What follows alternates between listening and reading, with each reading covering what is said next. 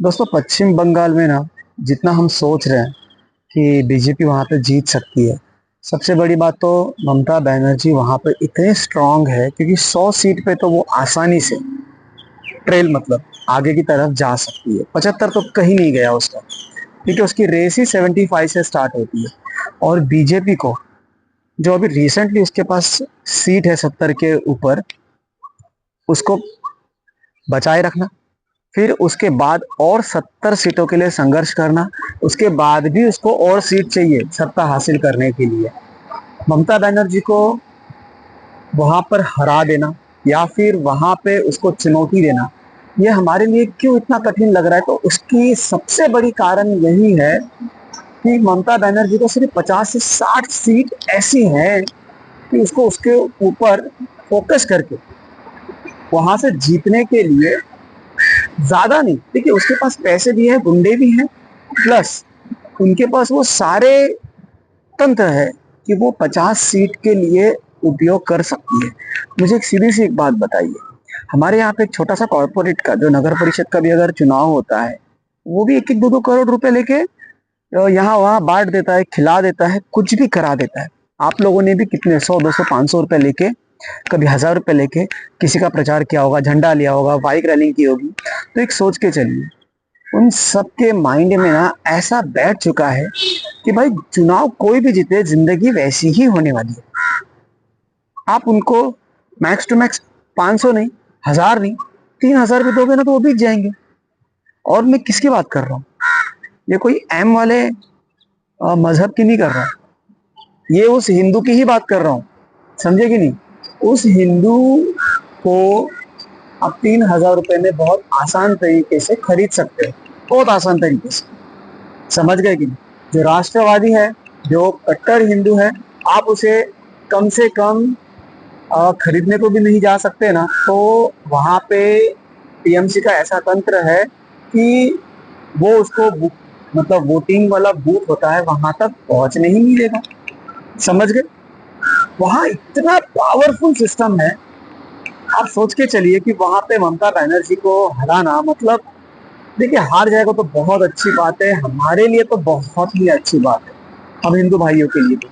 समझे कि नहीं? लेकिन अगर सोच के चलो, अगर वहां पे बीजेपी नहीं जीत पाती, बहुत भयानक दृश्य होगा। जहां तक मुझे ऐसा अनुमान ऐसा लग रहा है कि अगर बीजेपी नहीं जीतती है वहां पे, तो 1 साल बीजेपी वहां पे जो सेंट्रल गवर्नमेंट है वो चेक करेगी कि उसका किस तरह से वहां पे सरकार चला रही है। वो कुछ इलीगल काम तो नहीं कर रही है। पक्का अगर बीजेपी अगर वहां पे हार जाती है तो 1 साल के भीतर वहां पे और राष्ट्रपति शासन लग सकता है। मैं कह नहीं रहा हूं कि लगाएंगे करके, समझे कि नहीं? पर मैं इतना अवश्य कह सकता हूँ, क्योंकि कैसा है, इसलिए नहीं लगाएंगे कि बीजेपी हार गई है इसलिए वहां पे राष्ट्रपति शासन लगना चाहिए। इसलिए लगेगा, पहली बात तो वहां पे बॉर्डर का फेंसिंग किया जाएगा। फिर वहां पे मुझे लगता है कोई तो छोटे मोटे और ऐसे लोकेशंस होंगे जहाँ पे उनको, मतलब हमारी भारत सरकार है ना, उसको यूनियन टेरिटरी घोषित कर सकती है। समझे कि नहीं? मामूल लोकेशन करके एक है उस इलाके का।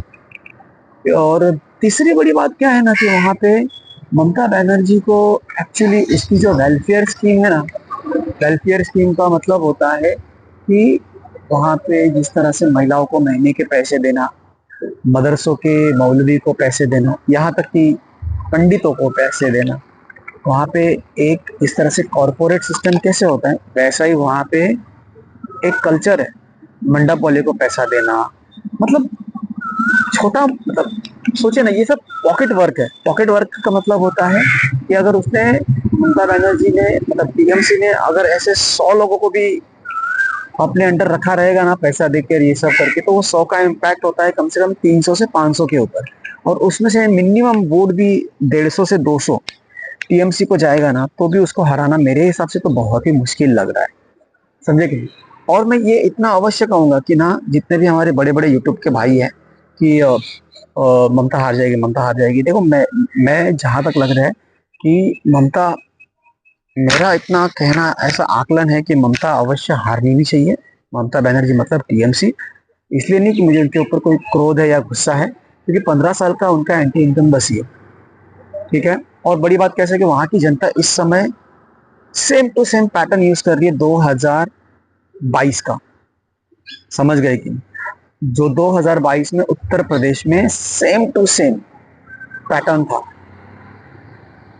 कौन सा वाला था? तो वहां पे जनता स्वतः योगी आदित्यनाथ को जिताना चाहती है, भाजपा को नहीं। यहाँ पे भी वही सीन चल रहा है। भाजपा को जिताने के लिए बिल्कुल भी वोटिंग का मुझे लग नहीं रहा है कि लोगों में उत्साह है, क्योंकि उनको डर है कि अगर भाजपा का नाम लेंगे तो। परंतु उनके अंदर ये उत्साह है कि हमको यहाँ पे से टीएमसी को हटाना है। ये उनका मेन मोटो बन चुका है।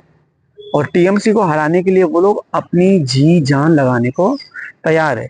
अब मैं इतना तो अवश्य ये लिख के देता हूँ, बीजेपी जीतने के बाद भी ना वहां पे वायलेंस हो सकता है। क्यों हो सकता है? तो उसका एक कारण है।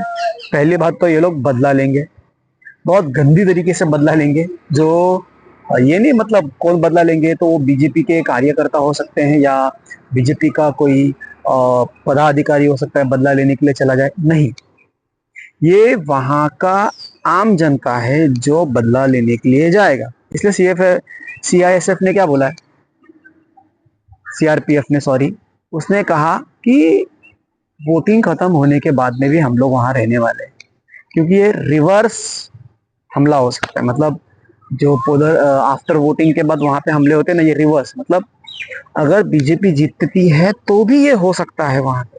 मैं कह नहीं रहा हूँ हो ही जाएगा, ठीक है, क्योंकि बीजेपी अपना लॉ ऑर्डर जो होता है वो बहुत अच्छे से मेंटेन रखती है। इसलिए जहां तक लगता है कि ये नहीं हो पाएगा।